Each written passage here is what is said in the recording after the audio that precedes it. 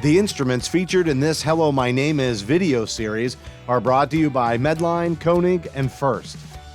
Hello, my name is Senn Retractors, and on today's episode, we're going to take a look into this common retractor that you'll see in a lot of surgical trays that come through your sterile processing department, and talk about some of the things you need to know to identify it, to make sure that it's working properly and has been properly cleaned. So let's get down to it. And open up this brand new retractor here.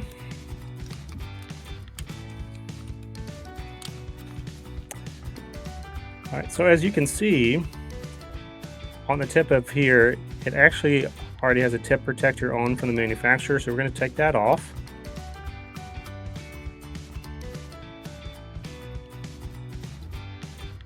Okay. And then let's take a look at what this device is. So you see 3 prongs there on the tip.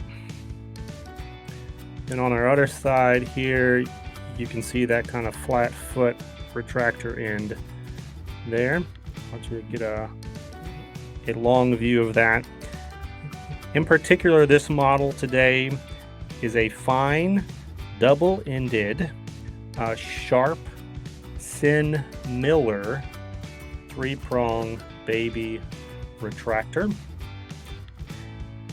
A lot of specifics in there, but in particular, as you're trying to identify between different Senn retractors, you know, the big variations that you're going to want to keep in mind are the sharp and blunts.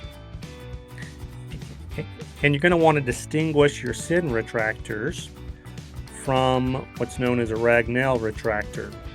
And the Ragnell retractors are very similar, except for instead of having 1 foot and then the prongs on the other end, your Ragnell would actually have 2 feet, and they don't have the prongs. Okay, so anytime you're working with a Senn retractor, then you know that you're going to be looking for one of those sides that has the prongs.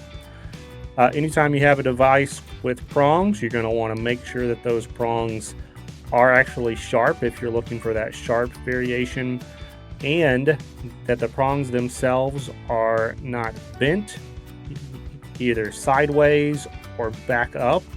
You have a uniform curvature as they have right now from the manufacturer. You can see that clearly on that background. All 3 of those prongs are in line, they're lined up, and they're all the same length there on the front end. So that's what you're going to want to look for in terms of, is this device in an operational capacity to send on in your trays.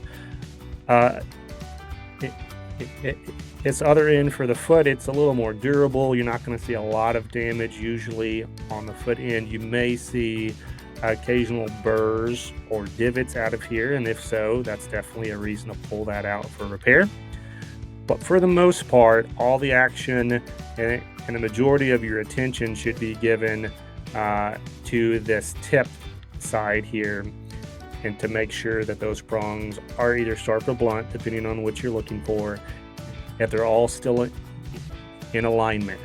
An important note, like some of our other instruments that have sharp tips on here, this is a potential sharps risk in sterile processing. This may not technically be listed on any list as a sharps risk. You know, it's not a needle per se, but it is very sharp, especially the sharp variations. And because of how they're weighted, if you're not holding this device properly during the inspection stage, it's very easy for it to slip down your fingers and then potentially catch you on the top of the finger or the hand. So do be careful on the assembly side, and then definitely in the decontamination area as you're decontaminating trays that have these Senn retractors in there, to keep an eye out and pay even more attention than you usually do to how you're handling these devices. Okay, as I mentioned, this is a 3-prong. You're going to be counting those prongs on the tip.